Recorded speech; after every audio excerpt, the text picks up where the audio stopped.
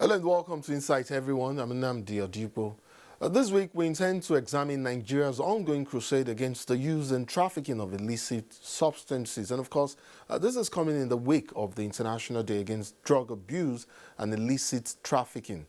We'll also get to talk about the raging cultural identity crisis and how people manage to navigate between cultures. Elizabeth Omori is here as usual, and she's poised to bring us more. Elizabeth? Well, this week we'll be taking a look at the second phase of vaccination as the government intensifies efforts to contain coronavirus. We will be taking a look at the myth behind the vaccines and other issues. That sounds fascinating. Let's get started.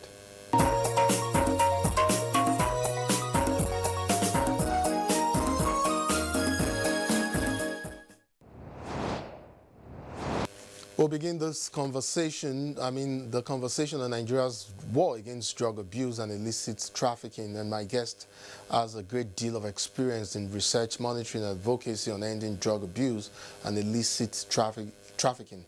President African Council on Narcotics, Rekpene Bassi. Welcome to Insight. Thank you very much, Nnamdi. My pleasure to be here. I'm sure you've been watching with keen interest, of course, recent activities of the NDLEA. I must confess that I've been hearing some great news, especially with increasing clampdown on users, their hideouts, and traffickers as well. In fact, they just apprehended a lady trafficker, mother of 3, not too long ago. It's out there in the news. But I'm more interested in how the narrative has either changed or is changing in areas of the war against illicit drug trafficking, previously perceived as politicized nature of law enforcement and inaccessibility of data from inside Nigerian law drug enforcement. Have you seen improvements in just these two areas I highlighted? Well, I think, yes, they have been improvements, particularly since the present chairman of the National Drug Law Enforcement Agency, Brigadier General Buba Muhammadu Marwa, or MD Marwa, took over about 6 months ago. To begin with, based on his recent account, his recent disclosure, over 2,100 suspected drug traffickers were arrested, and about 500. Did I say 2,000? Yes, 2,100. Yes. And about 500 of them were, prosecuted very, very successfully. And these were disclosures from him. So, this kind of data probably wasn't available in the past. And in fact, before he assumed office 6 months ago, the agency was more or less in semi-comatose. A lot of things were not happening in the National Drug Law Enforcement Agency. But you see, I think the new chairman is a pragmatic, very charismatic individual, and he comes with a track record of good wealth of experience, And he had chaired the Presidential Committee on, illicit drugs before he assumed office. So I believe he's coming with a good wealth of experience from this background. I noticed you talked about the access to data now. You did not touch on the issue of previously perceived politicized nature of the drug war. Well, it's sad if the drug war was ever politicized. But quite frankly, there's no way in the world where you want to achieve good success against illicit drug trafficking and abuse if you politicized it. So, that, as far as I'm concerned, should be a thing of the past. And we're seeing a new agency under a new chairman. And so far, there's quite a lot of steam with their work. Well, like I said earlier, there is clearly an increase in arrest rates over the last few months. But I wonder how that has in any way registered a decline in the consumption of drugs, illicit drugs especially. Shouldn't that be the major concern? Shouldn't we be seeing, alongside the increasing number of arrests, shouldn't we be seeing a corresponding decline in the consumption rate? Well, the way it is presently, it's absolutely and somewhat difficult, to have figures in terms of the rate of decline that may have been achieved as a result of the interdiction efforts of the National Drug Law Enforcement Agency. But given the fact that the trade itself subsists and works on the basis of demand and supply, we believe that the more effort is made, at cutting off and interdicting supply sources, the better it is for drug demand. Because if there are no drugs to abuse and use, then of course drug abusers or drug-dependent persons may probably look elsewhere. But for me, that would mean good success in the war. But in your opinion, how best do you think we can actually reduce the issue of consumption out there? Because while prison, rates rises, the issue of consumption is really a big deal, like we just talked about. How best can we achieve that? So that it goes side by side. If you ask me, I think the point from where we can achieve effective and good result in the reduction of consumption or drug demand reduction will be to take a look at the act that established the National Drug Law Enforcement Agency ab initio. The agency was established in 1990, based, in reflection or backed by Decree 44 of 1989, and in subsection 3A of Section 7 of that act, or that decree at the time, there was provision for counseling, a counseling unit to be established in the agency. And what happens in the counseling unit is that you also have not only counseling services, you're supposed to have treatment services, you're also supposed to have educational services, for creation of awareness and all of that.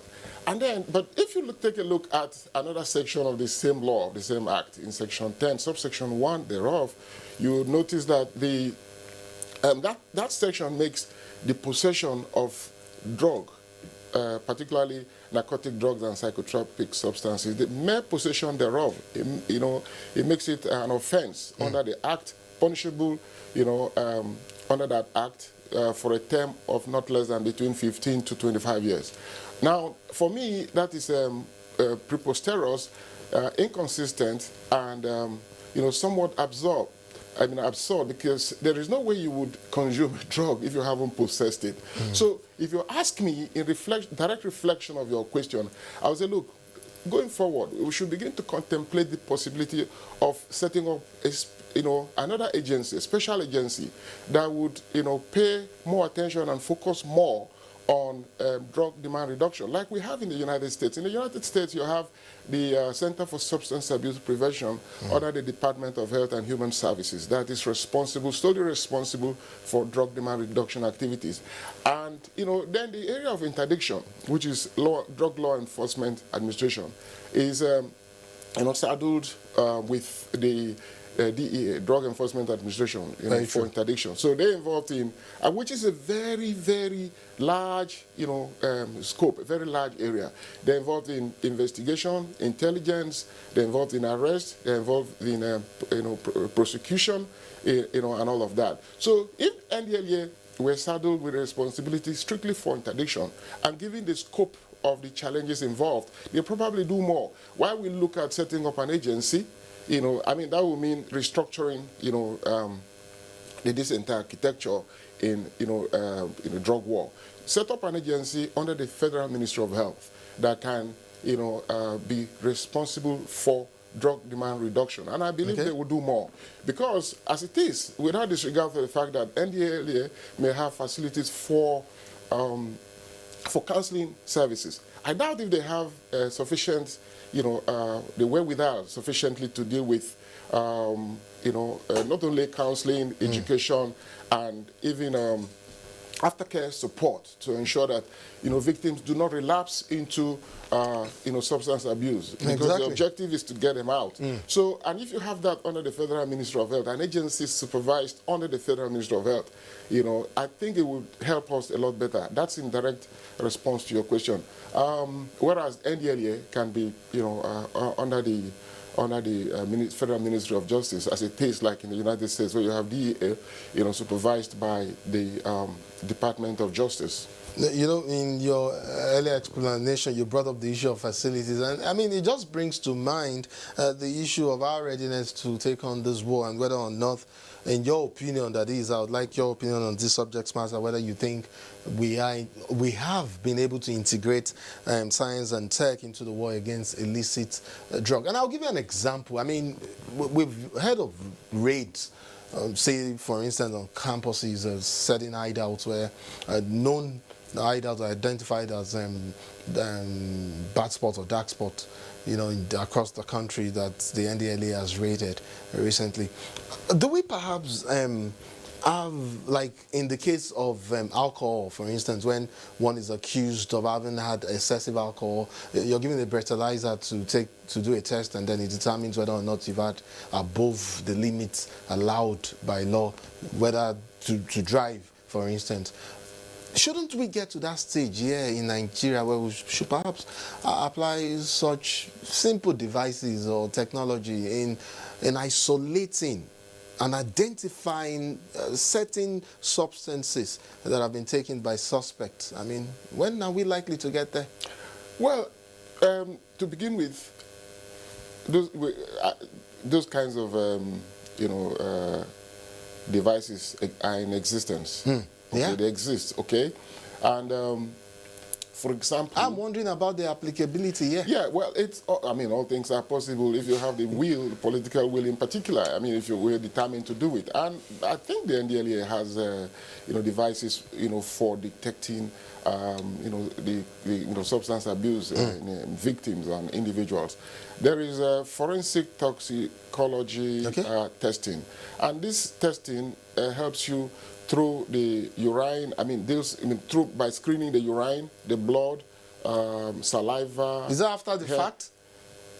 Well, when there is when a victim or when an individual is suspected to be on drugs, and you can see this from his conduct in several other ways, outward conduct, this individual can be subjected to, a forensic toxicology testing, using his hair, using his blood samples, saliva, his urine, and all of that to determine the types of drug, the quantum the person may have taken, and then how to possibly deal with that. So, such science exists, as a matter of fact. It does exist because I've seen them in movies. That's about the only place I've seen them. I mean, I don't know.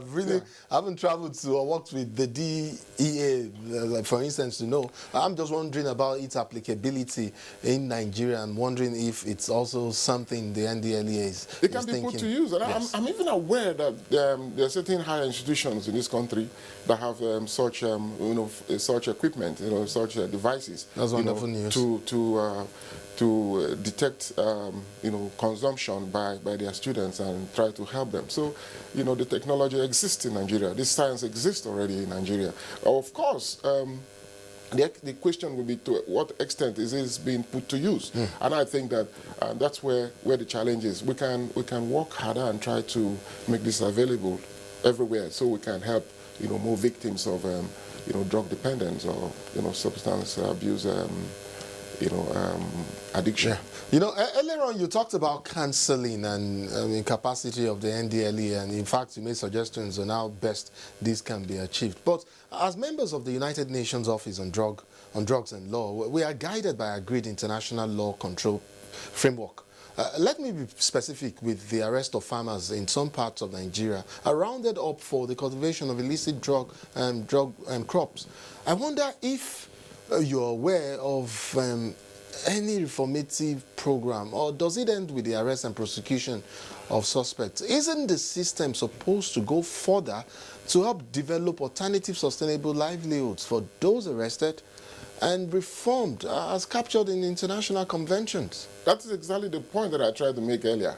You see, if we have this inconsistency where possession of a particular drug, a narcotic drug, psychotropic substance, the mere possession of it is labeled or is considered an offense, punishable under the Act in Section 10, subsection 1, for a period of up to 15 to 25 years. Okay? Who do you think, which of them drug addict would own up very easily before NDLEA to say, look, I have a problem, I'm an addict, and I want help. That makes it a little bit difficult. And that's why the advocacy presently is for, if it were possible, to consider another agency that will be solely responsible for, demand reduction, prevention, in terms of education, counseling, treatment, and aftercare support, so that those that those people, individuals involved, at the level of cultivation, they can, or even addicts can, submit themselves to such an agency for treatment and aftercare support, because the concern for the most part here is, even when you have carried out counseling, you have carried out a treatment program, or the individual, the victim has, undergone a treatment program, in treatment and rehabilitation program, the individual needs to be taken care of, so that the individual gets successfully reintegrated into the mainstream of society, and so there is also the need to follow up such individual to prevent relapse. It doesn't go back to the same addiction problem. And that is feasible, can only be, effective and feasible if there's an agency, solely taxed. Yes, that's solely taxed for, that responsibility.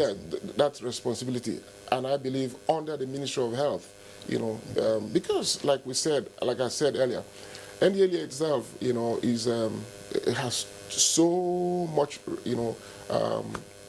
to do in the Drug Enforcement Administration in terms of interdiction. Yeah. Well, I'm sure we're fast running out of time, so I'll just quickly like to round off here with very quick questions. But I'm pretty sure you've heard about NDLEA's quest to have intending couples undergo a drug test as part of requirements to submit to court before being joined by the marriage registrar. What is your thoughts on that? And I'm quite intrigued with how such a test would apply to couples who only go to the churches and the mosques to get married. I think the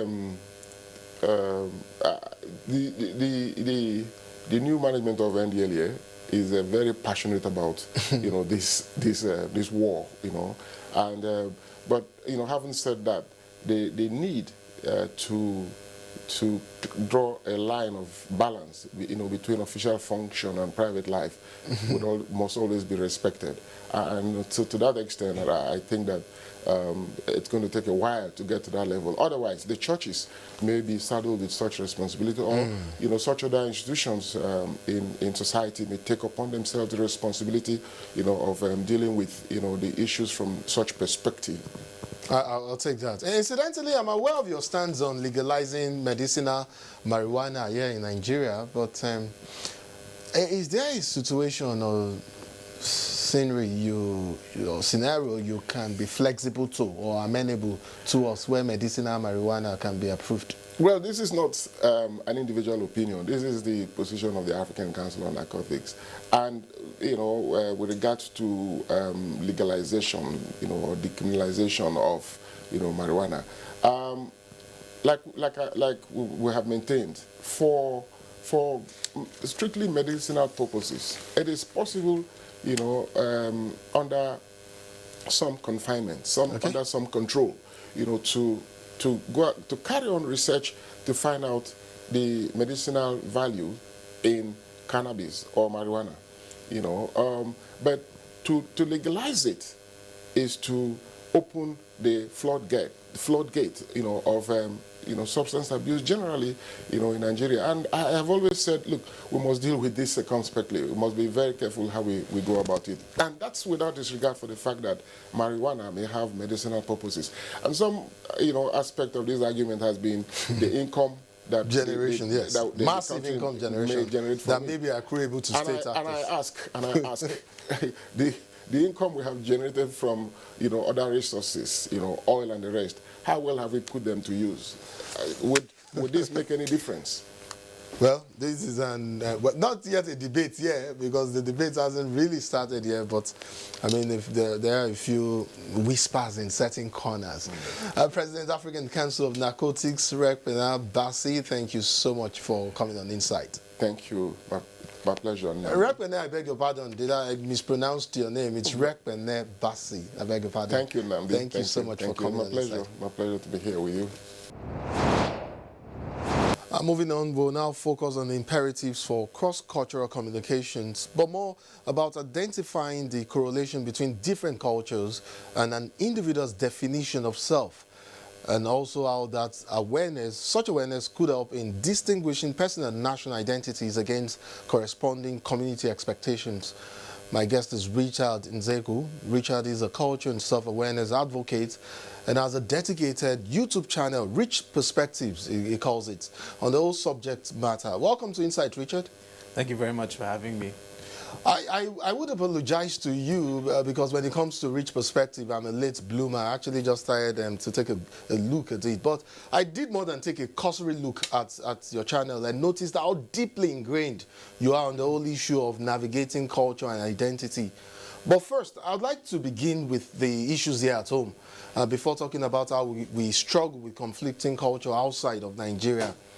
So, when you say an individual's identity is more than one's culture, how does that relate to a rather intriguing and mostly confusing cultural clashes here in Nigeria, seeing our multiple ethnicities, and now we often struggle to balance that with who we truly want to be as against expectations from our communities, I mean, that we belong to. I'll take myself as an example. I was born and bred in Lagos. My Yoruba is fluent and unfortunately far better than my native language, which is Igbo and Nyoma by extension. I have an appreciable understanding of the Yoruba culture, and yet I am a Nyoma. That hasn't robbed me of my Nyoma heritage. Rather, in addition to my travels, it has literally made me a better Nyoma and a better person for that matter, a version of myself. As opposed to what I would have been if I had been confined to just my community. Put all of that in perspective, and that's what you do basically, and tell me how best an individual can balance culture and identity, becoming more self-aware and a better member of society. Well, you know, it's a very loaded question, because when I say your identity is more than just your culture, it's, you know, when you think of the markers that, you know, establish what a person is. If you go somewhere, they want to know, where are you from? Who are your parents? Or, you know, which country? All these different markers. What are you? White, black, all these things that are cultural markers. There's another element of yourself that sometimes gets forgotten in answering that question, or when people ask that question. Because, yes, your culture defines you, but not, I wouldn't say to a full extent. There's a part of yourself that sometimes goes beyond culture. Who are you in the sense of your character? Who are you in the sense of how you interact with people, what you really believe? Because a lot of times, you may not even align with some of your cultural, you know, the things that are expected of you in your culture. So exactly. That's when I say it's more than just your culture. You know, we're all individuals for a reason. I don't think God put us on this earth for us to all follow the same thing all the time. You know, I think the beauty of the world is the differences that we have. You know, yes, there are physical differences, but also intrinsic differences. The way I think is different from the way somebody else thinks, even if we may be from the same tribe or from the same country. You know, everything differs. And I think that's what I mean when I say your identity is more than just your culture. But of course, culture does play a big role in it. But I think at the end of the day, it's down to the individual to really, it's a journey for the individual to really, you know, kind of make sense of what all of that means to them. So, Richard, you seem to have acknowledged and, in fact, reinforced my line of reasoning that culture is not only created due to some system of knowledge which an individual shares with other people, but it is largely due to the processes of activities accepted in the community and realized in various situations. I mean, with the purpose of reaching some definite result.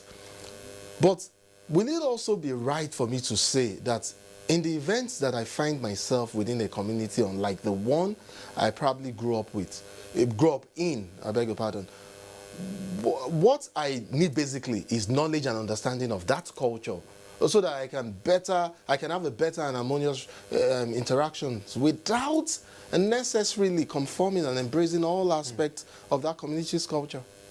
I definitely agree. I think sometimes you need to step away from your own culture to even better appreciate it. You know, I'm very focused on accepting different cultures, learning about them. You don't have to conform to them, you know, just as in life. You pick the good and the bad and you kind of make sense of that what you will. But I think it's good to be in a different environment sometimes because it puts a lot of stuff into perspective. And I'll use myself as an example. You know, I've been fortunate enough to do different travels. I've lived with a host family in Morocco for a month. I've lived with a French lady who didn't speak any English for a month as well. You know, and how did you manage that? Thankfully I can speak some French, so it helped, but it wasn't, you know, it's a different level when you're with somebody who's a fluent speaker that doesn't speak English, so you can't even ask, oh, what does this mean? I had to download apps on my phone that would translate sometimes if it ever got that bad, but I just had to train myself to really understand, you know, the speed at which they speak, you know, the slang that they use, things like that. And you know, yes, we talk about language when we talk about culture because it's a very big marker of culture. But just the other things, the way of life, how do people view death? How do people view birthdays? How do people view dressing, fashion? All those things. They're all cultural elements as well. And so I found that for myself, being in different environments really helps me to appreciate my own culture because what I love most about traveling is meeting people who are different, people who I probably would never have met if I didn't have the opportunity to travel. And as a product of that, you get to share a part of yourself with them. That's what I loved about making friends in university and just meeting all sorts of people. You get to share yourself. Yes, the easiest one for me is I love to show people how to make jollof rice, for example. And they all like it, you know, and you feel good that this is my Nigerian culture. People don't know a lot about Nigerian culture in the West. Well, that can be changing actually because Nigerians make a name for themselves wherever they go, which it just makes you even feel more proud to be Nigerian. But you find like when you dive deeper, people don't really know too much about it. So if you can show them how to make jollof rice, as I like to do, and they enjoy it, you get that validation of, oh, people actually enjoy my culture. And in return, they also share with you aspects of their own culture, and you can appreciate it better. So I just feel like sometimes you need to step away from your own environment. And, you know, as they say, absence makes the heart grow fonder. You know, sometimes if you're away for a while, you start to miss, oh, wow, I would do this if I was back home or this or that. You know, you just sometimes miss that community that your culture brings. And so it's definitely useful. I would encourage everybody to at least kind of take a step back sometimes as they're able to. And I think in the process of being somewhere foreign, they will really focus and reflect on their own identities and what it means to them. Richard, I'd like to play a snippet of your latest piece, I presume. Sure. It's titled, Who in the World Are You? Navigating Culture and Identity. Let's just have that clip so if we can put it up.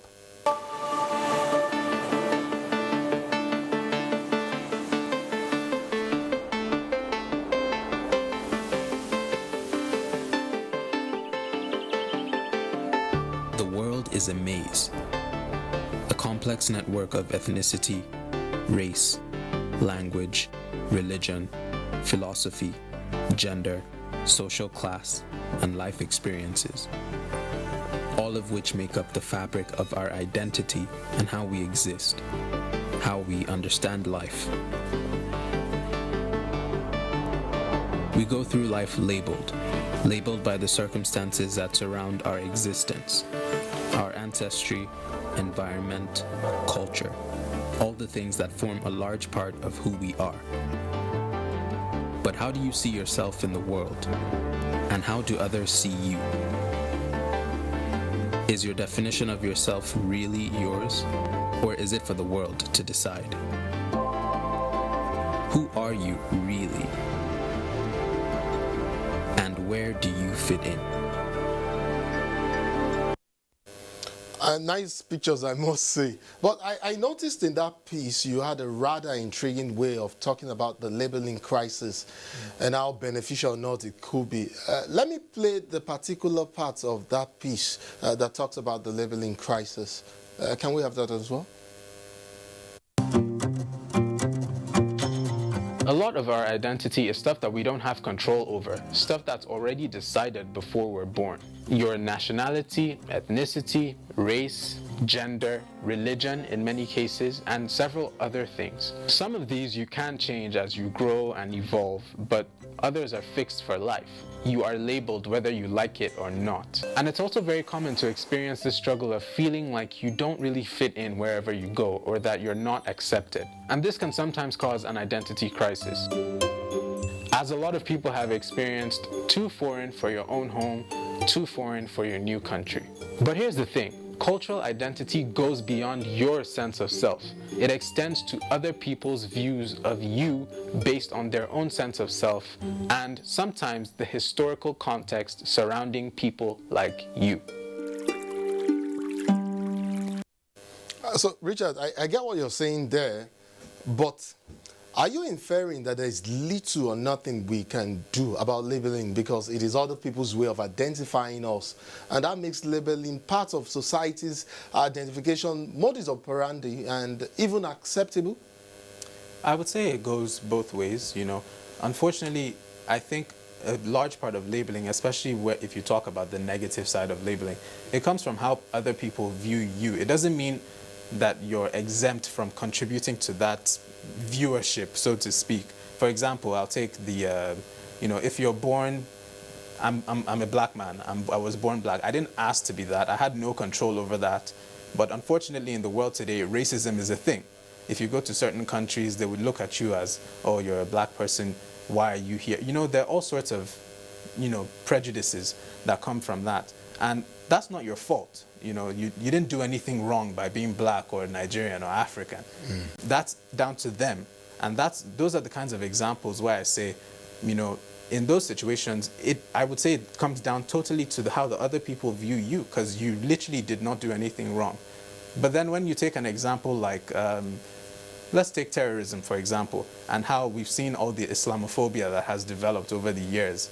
Yes, that was contributed to by terrorist activity, unfortunately by people who said that they were Muslim, At the same time, the world reacted to that and decided to put even stricter measures in airports for anybody that's wearing the hijab, or if you have a thick beard, So it's down to you to, figure out which is which to you, like who is wrong in that situation. Obviously, terrorism is never something that should be encouraged. Definitely. But at the same time, what I don't like is the generalization that, oh, any Muslim has these sentiments. And a lot of people have that mentality, which I think is just detrimental to society's progression. So that's why the labeling problem is so tricky. It has to do with how other people respond to you. But sometimes you may have contributed to that, or people like you may have contributed to that. By that, I mean people with your shared ancestry or history. That was what you talked about, history, and how history contributes to the entire crisis as well. Yeah, so sometimes it's not even,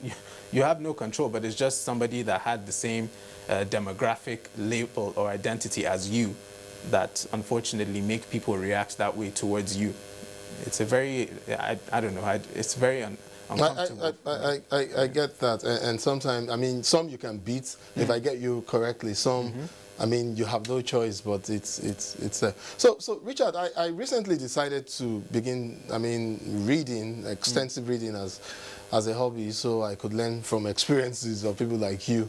And in my adventure, I've come across a number of very fascinating books on very intriguing subject matters, as a matter of fact. Somehow I happened upon Ryan Jobson's book on Afrocentricity and commodity fetishism. It is actually centered on cultural objectification and the new African diaspora. It is a paper actually posted online by Penn University, Penn Library, University of Pennsylvania. I'd like to read you the opening paragraphs of that book, if you don't mind, and get your perspective on the issue being raised. So, Ryan opened, and I quote, I'd like for us to put that up if we have that.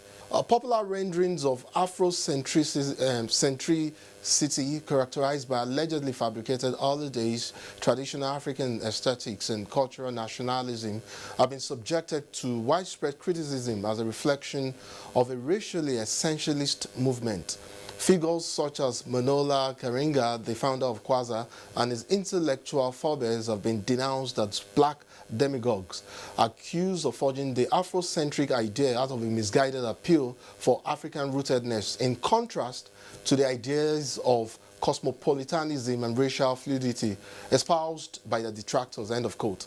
Incidentally, this was published in 2010, and the author appears to understand much too well that the dominant culture in any given community would only seek to look down on another or other cultures, minority cultures, I dare say, attempting to rise and establish itself.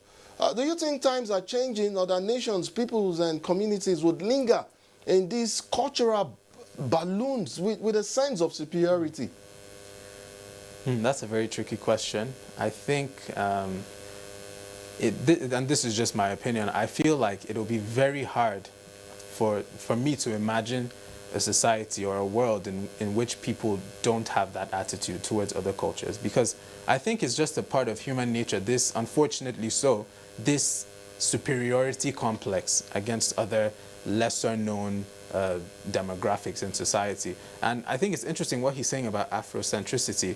It's I understand why, the movement is what it is, because if you consider colonialism and all sorts of things that Africa as a continent has endured, it's very heavy stuff that we've endured as a continent, and historically speaking, for no fault of, when I say for no fault of our own, I mean in terms of, the racism, for example. We didn't contribute, like what did we do wrong for being African, But in response to that, people want to create some hope for themselves. People don't want their traditions to be lost forever. People want to keep those things alive.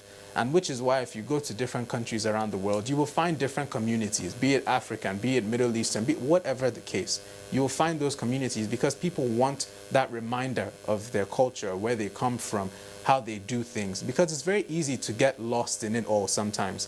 When you're away for too long, you begin to acclimatize or accommodate, which is normal, but I just feel like it's important to also remember the things that make you who you are. You see a lot of stories of immigrant families that move to different countries, and they talk a lot about how they miss being back home, when they were able to celebrate their traditions.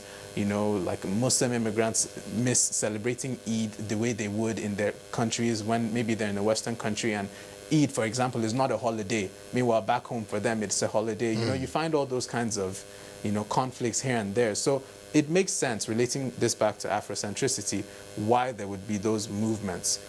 Yet, Richard, there's this whole conversation on cultural appropriation and the quest for originality. But whether this is acculturation, assimilation, or in fact appreciation, or indeed appropriation, like I just said, when it comes to a body or collection of practices and knowing the impact of globalization, for instance, I wonder how we can continue to make a big deal over cultural appropriation when one way or the other we all do the same thing. And why is it that only and mostly when this issue arises is when a dominant culture appropriates from a minority culture? I definitely agree. I think sometimes, as with all issues, you get instances where people take it too far in the sense that they don't want to, I guess you could even say they're not being reasonable.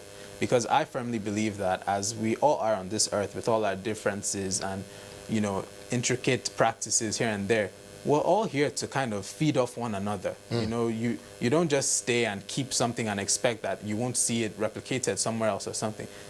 Now, down to the individual, how they view that. Are they offended that, oh, this person is like, if somebody is doing this hairstyle that is not necessarily, their culture. I understand the arguments for those things, but I feel like sometimes people take that too far. That, oh, you can't do this at all. I'm sure you've heard of the Ankara debate. Things like that. I have very interesting views on that, because you find some people will say, don't wear this or don't do this if you don't know the cultural significance or you don't appreciate the cultural significance. I'll give you an example. The movie Black Panther. When Black Panther came out in the US, everybody that was black, not necessarily African, but African Americans also, people were wearing, dashikis to the cinema to watch this, and a lot of people were upset. I was confused. I was like, okay, yeah, I get it. You know, like we all want to celebrate this culture. It was a very beautiful thing. It's a very symbolic movie for black people and the black experience. So I was proud about that. But then you find people that are like, why are you wearing dashiki? Like, are you really wearing it because you appreciate African culture? You just want to do it as a trend. And then once Black Panther finishes, you go back to not even caring about Africa or not even trying to understand the continent. So there are those kinds of tensions sometimes that come with appropriation and stuff. And, you know, I think it varies case by case. And I can't speak for everybody, but sometimes I can't help but look at some of these things as, why, you know, like why is everybody getting upset? Some things are just bound to be shared. Some things are bound to be explored. Of course, we brought you here for your perspective, I mean, rich perspective. Yeah. I saw on your page, on your channel, I mean, that where you said you loved stepping out of your comfort zone and attempting challenges that will push you to improve yourself and widen your understanding of the world. How has that been for you in terms of experiences, whether it was your worst cultural shock? Or, I mean, what do you consider the most fascinating sights of the world that you've seen so far? And how did all of these experiences deepen your understanding of the world? I'll briefly talk about two. So the first one, I spent 4 months in Greece. I was doing an internship. And as I mentioned in the video also, I was pretty much the only black person in that village. So, but, you know, before I went there, it wasn't something I dreaded. That was Malaga now? It was in Legrena. Legrena in Greece. Good. And so I figured, you know, nobody knows of this place. Even Greeks themselves didn't know where this place was. When I would land in Athens, if I traveled, to take a taxi back to Legrena, they're like, where is that? I'm like, I should be asking you, I don't know where it is. And then we'll use the map and find it together. And these are native Greeks themselves. So, you know, in that kind of secluded location, I wasn't expecting to find many black people there, to be honest. Maybe that was naive or not, but it proved true. I didn't see any other black person unless I would go to the city. So that was definitely out of my comfort zone, but it wasn't something that made me feel like I couldn't survive. You know, you adapt to the situation and you keep moving. And like I said, I saw that as an opportunity for me to share my culture with people, educate them. If there are people that have never interacted with black people or something like that, you can show them this is how we are. You know, we're as good enough to interact or thrive anywhere in the world.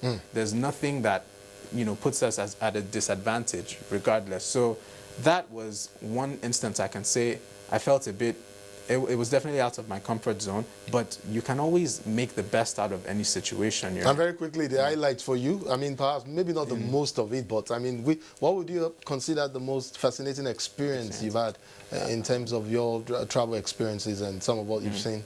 I would say being in Morocco and being able to talk to Moroccan students about, it was a dialogue. We called it intercultural dialogue. We spoke about religion, you know, sex, you know, different taboos in society, you know, things that people won't talk about. And we were able to have open conversations, and it was so interesting and enriching to see how people thought, especially when you think they would have very conservative mindsets. That wasn't necessarily the case for all of them. So that, I think Morocco is, for that reason, my favorite country, and I always would love to go back because it was just so, it was a real immersion into the culture. You know, Richard, I did something in school that they called intercultural communications. I mean, you've literally lived that course. I mean, international intercultural communications. But I mean, unfortunately, this is where we would end our conversation for now. And I mean, this conversation reminds me of one I had with the popular poet and spoken word artist D.K. Chukwumereje on poetry and national consciousness. It was quite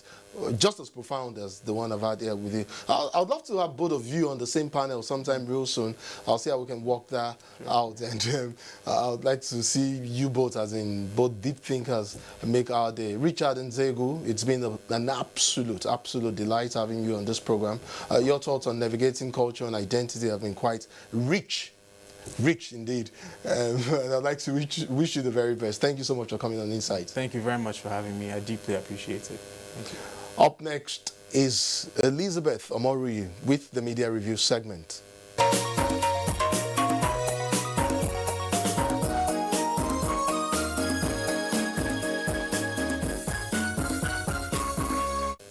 Since the World Health Organization declared the COVID-19 outbreak a pandemic in March 2020, the virus has claimed millions of lives, with cases being reported virtually every day. The pandemic has impacted almost every corner of life, causing global economies to stall, changing the way we interact and stretching healthcare systems to the limit. Governments have even implemented restrictions to curb the spread of the virus. Scientists say COVID-19 vaccination is now offering a way to transition out of the phase of the pandemic. Reports making the rounds have it that in Nigeria, a total of 3.4 million doses of Oxford AstraZeneca COVID-19 vaccine doses have so far been utilized for the first and second rounds, approximately 88% of the total COVID-19 vaccine stock in the country. And Nigeria is said to have the highest vaccination rates in Africa. What does this portend in terms of containment of the disease and prevention of outbreaks in the future? My guest, Dr. Oji Ejike, a public health expert, will answer our questions today on the program. Dr. Ejike, thank you so much for joining us on Insights. Thank you for having me, Tina. 3.4 million doses of Oxford AstraZeneca COVID-19 vaccine doses have so far been utilized in the first and second rounds. Looking at our population, do you think the figure is quite encouraging? Well, if you look at, usually when you want to say things, you look at the global context and even the national original context. You don't just look at one aspect of it and then you can say. If we look at what is happening in Africa, I think Nigeria has done well with the number of doses we were able to get and they used to, and then being able to vaccinate up to 3.4 million, like you have just said. And why I'm saying this is that if you look at the hesitancy that hits the vaccination process in Africa, in some countries they even threw away some of the vaccines or gave them away to other countries. But Nigeria has been able to make good use of the 4 million doses that came. And I would say I was also very, very delighted and happy that the steering committee of the Presidential Task Force decided to divide the doses into two and make sure that at least a cohort of Nigerians that received got full vaccination. If we had gone the way they had advised, that all the vaccinations should be given as one dose, I can tell you by the time this particular batch is expired, we wouldn't have been able to get up to the 2 million that we even have right now. So that decision in hindsight, you can say, was a very wonderful decision. The hesitancy of Nigerians accepting this vaccine is also the same thing that happened in other parts of the African region. Not just in Nigeria, in other places. Even in America, is still suffering from vaccine hesitancy. So I said we have done well. But if we look at the total population that we have to, that means with the about 2 million doses that we have given, we've just made up to probably 1% of the population. But you see, that's why I always say people should look at things in a proper context. For me, if we look at the vulnerable population, and I mean vulnerable means people who are above the age of maybe 60, 65 in terms of their age structure, and then people who have comorbidities and old, even if you have a slighter lower age bracket. For me, when I did the maths on my own, tentative people who actually will be able to succumb and have very severe disease and die in Nigeria will not even be up to 10 million, really. Looking at the age structure that we have, where we have 70% of our population under the age of 30. They will have the disease, but it's not going to kill them. But the problem is that they will spread it to other people. And then the decision of the National Primary Health Care Agency and the steering committee to focus on front lines and then using age to phase, unfortunately did not work out well because of hesitancy. But the important thing is that most of the people who came forward were able to get. All right, I'm happy you talked about demographics, but really many are still not convinced about the potency of the vaccines. How do we clear the doubts? And I ask because you are a public health expert. You relate with most of the patients. Yes, anybody that is in doubt should look at what has happened globally. The country that has the greatest number of deaths so far is America. If you look at how the deaths came down markedly when the new president came and made vaccination a central part of his policy trust in health, you saw how hospitalizations were the first thing that came down and then followed the number of daily deaths. And then you consider that America is approaching getting they say by the end of July or so, they should be able to have vaccinated up to 70% of their adult population. So you can see one country you can point at and say, yes, vaccination worked.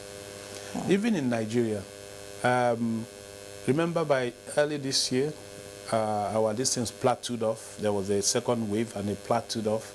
And that was actually when this vaccination started. If you look at the crop of people who came forward for this vaccination, you could see they were the real mobile minority, really, if you ask me. People who travel out of the country, they were the first to embrace the vaccine. Healthcare workers, even though some of them were a bit hesitant initially, but eventually they all toed the line. And then people with comorbidities who are also around here and around people who make a lot of trips. So if you ask me, you see, the targeted population that received the vaccine in Nigeria, what I'm saying is anecdotal. There's no research to back it up. Anecdotal meaning that's my inference, that the people who actually received this dose are people who ordinarily will be more exposed to the vaccine based on their work, based on their lifestyle, based on their traveling history. So that, who knows, might have ameliorated the consequences that could have occurred if we hadn't increased. See what is happening in Kenya. Kenya, had a spike, but luckily for Nigeria, we have done well, if you ask me. They've done well. All right, what efforts have been put in place to ensure increase in the doses? And let's not forget rural areas. And we still have some that do not believe that the disease exists. Well, I think the federal government has expecting some vaccines by September. I know we're still getting through the COVAX mechanism, but I think the federal government is also making attempts also to get vaccine from other sources. But I do believe by September, hopefully, we should be able to get this next set of doses. But from the sources that we do know that they have projected by September, before September, we should have the next set of doses. Because the AstraZeneca that we are giving by this week, the first and second doses, who were supposed to take the first dose and second doses, I'm sure by this week they probably will be ending it. But they have to do the evaluation and look at the batches of vaccines they have when it will expire and make the final decision this week. This week. All right. Adhering to non-pharmaceutical measures is another task. What has been done and how do we promote enforcement? Yes, if you ask me, this is one area I feel that is a room for improvement in our attack of the pandemic. For me, from the word go, being an advocate for good health and women's rights and women's health, I feel that the biggest opportunity to make a very wonderful impact when it comes to issues of health is preventive. And then a proper public education and community engagement will be able to actually make people protect themselves. If you look at the virus, it behaves like other viruses, and there are three key things you look at when you're looking at a virus. One is the biology. We know the biology is the coronavirus, it's in the coronavirus family, even though it has some novel properties. And then we already know the transmission dynamics, at least to a certain extent. Initially, they thought it was only droplets. It was later they found that there was some level of aerosol effect. But the transmission dynamics were well known, how it spreads, and that's how all the protocols were developed based on that. And then finally, human behavior is a third component. And then if you see how most viral diseases do, they go up, they come down, they go up, they come down. If you follow those, I will call them spiral waves. When it starts, the transmission goes from human to human very fast. It goes up, hospitalization, deaths. Once it goes up, government kicks in, even takes away individual rights, if you ask me, and say, look, you must lock everybody down. No, don't allow people to mix. When that happens, the transmission slows down. The disease entity starts coming down. Those daily briefings put the pressure on people that this is real. You get the point. But I feel that that's another place we need a room for improvement. They can partner with any international development partner that wants to make sure that this gets to the grassroots. And I have been a very strong advocate of that. All right, Dr. OJGK, public analyst, we want to thank you so much for your thoughts on Insight this week. Thank you so much. Thank you, Itunu, for having me. Thank you very much. And that's it on this episode of the program. Do join us same time next week for more on Insight. My name is Nnamdi Odibo. And I'm Elizabeth Omori. Remember to obey all the safety protocols. Stay safe. We'll see you next week.